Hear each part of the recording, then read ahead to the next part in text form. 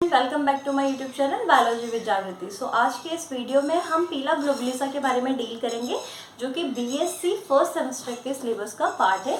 तो सबसे पहले किसी भी स्पीशीज को पढ़ने से पहले हम उसका क्या पढ़ेंगे, क्लासिफिकेशन। तो स्टार्ट करते हैं। ये फाइलम इसका मॉलस्का है, class Gastropoda, order Mesogastropoda, family Pilidae, genus Pila and species globulosa. तो कभी भी अगर आपके एग्जाम में किसी भी स्पीशीज के बारे में लिखने में आता है तो जो पहली चीज आप करेंगे वो उसका क्लासिफिकेशन लिखेंगे। नेक्स्ट, इसका हैबिटेट, ये फ्रेश वाटर ऑर्गेनिज्म है और ये एम्फीबियस है। एम्फीबियस मीनिंग वो टेरेस्ट्रियल हैबिटेट में भी रहता है और वो पानी में भी रहता है। ओके, ये जो वीडियो है हम इसमें मेनली पीला ग्लोबुलिसा की एक्सटर्नल मॉर्फोलॉजी को डील करने वाले हैं, जिसके अंदर हमने दो पार्ट्स पेन पढ़ने, एक तो उसका शेल है, दूसरा उसका ओपर्क्यूलम। ओके, शेल में देखेंगे इट हैव 6 एंड अप्रॉक्स होते हैं, इसमें 6.5 होल्स होंगे। ये जो घेरे जैसे देख रहे हैं, देखिए ये होल्स होते हैं, ये भी होल्स होते हैं। इन्हें क्या बोलते हैं, होल्स। ये जो स्ट्रक्चर्स आपको दिख रहे हैं, दिस वन, ये सब क्या है, इसके होल्स हैं। तो अप्रॉक्स 6.5 होल्स इसमें होते हैं। दे हैव फेंट वेंट्रल रिजेस, में वेंट्रली ऐसे सीधी जो रिजेस आपको दिख रही हैं, ये क्या होती हैं, आपकी line of growth. Small round tip, इसकी जो स्मॉल राउंड टिप है इस शेल की, इसको क्या बोलते हैं, एपेक्स।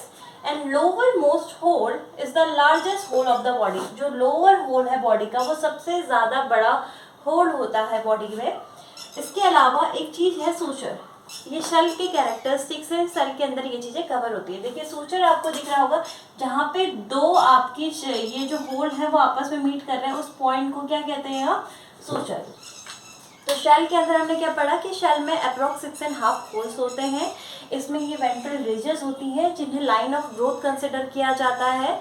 इसके अलावा जो सबसे ऊपर वाला, ये छोटा वाला सा आपका होल है, इसे एपेक्स बोलते हैं। और बॉडी का सबसे नीचे वाला जो लार्जेस्ट लोअर मोस्ट होल होता है, वही बॉडी का सबसे बड़ा होल है। इसके अलावा हमने ये सूचर देखा। सूचर क्या है, वो पॉइंट है, वो लाइन है, वो सेगमेंट है जो दो होल्स को आपस में क्या कर रहा है, कनेक्ट। जैसे एक होल ये है, एक होल ये है, तो ये जो ये वाला पोर्शन है, इसे आप क्या कहेंगे, सूचर। वैसे भी सूचर आपका ज्वाइनिंग को दिखाने के लिए ही ये टर्म यूज किया जाता है। उसके बाद आते हैं हम ओपर्क्यूलम में। देखिए ओपर्क्यूलम क्या होता है, कैल्केरियस प्लेट है, कैल्शियम कार्बोनेट का बना हुआ एक प्लेट होता है। Glandular cell of animal food. जब हम इसकी बॉडी स्ट्रक्चर पढ़ेंगे तो हम देखेंगे कि इसमें हेड होता है और फुट वाला पोर्शन होता है। तो जो फुट वाला पोर्शन है, एनिमल का फुट वाला पोर्शन है, वहाँ पे कुछ ग्लैंडुलर सेल्स प्रेजेंट होती हैं। वो ग्लैंडुलर सेल्स कुछ क्यूटिकुलर सेक्रीशंस को सेक्रीट करती हैं, और वही क्यूटिकुलर सेक्रीशन क्या बनाते हैं, ओपर्क्यूलम का फॉर्मेशन करते हैं। जो उस चीज़ का रिक्वायरमेंट, जो कैल्केरियस प्लेट बन रही है, उसको बनाने के लिए सेक्रीशन जो चाहिए वो रिलीज करते हैं।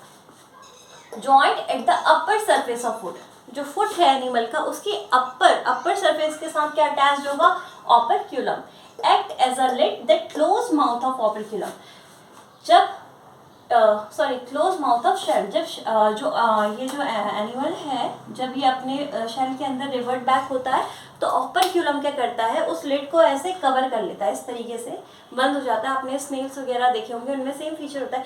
तो जब वो अंदर जाते हैं तो उनका बाहर वाला पोर्शन इस तरीके से कवर हो जाता है। तो वो काम कौन करता है, ओपर्क्यूलम। तो ओपर्क्यूलम एक तरीके का ढक्कन है, जो इसका ये वो जो पोर्शन खुला है, इसको बंद करने का काम करता है जब एनिमल इसके अंदर है।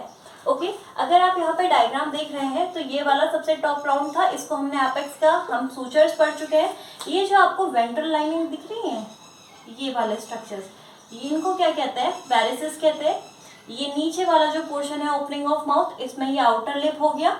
ये बॉडी होल्ड होता है, ये वाला जो नीचे वाला, जिससे बॉडी, ये वाले पोर्शन में जो है, इसे बॉडी होल्ड कहते हैं। और ये आपका पेन्युल्टीमेट होल कहते हैं इसे। ऊपर वाले जो होल्स होते हैं, 1 2 3 आपको जो दिखाए गए हैं, ये कौन से होल्स हैं, आपके पेन्युल्टीमेट होल्स। ओके, नाउ इसी शेल का, जो हमने शेल पढ़ी, हमने ये शेल का थोड़े से बारे में पढ़ा, लेकिन इसका ही अगर माइक्रोस्कोपिक लेवल पे जाके देखें कि ये किस चीज़ से बनी है, तो जो माइक्रोस्कोपिक स्ट्रक्चर है सेल का, हम वो देखेंगे।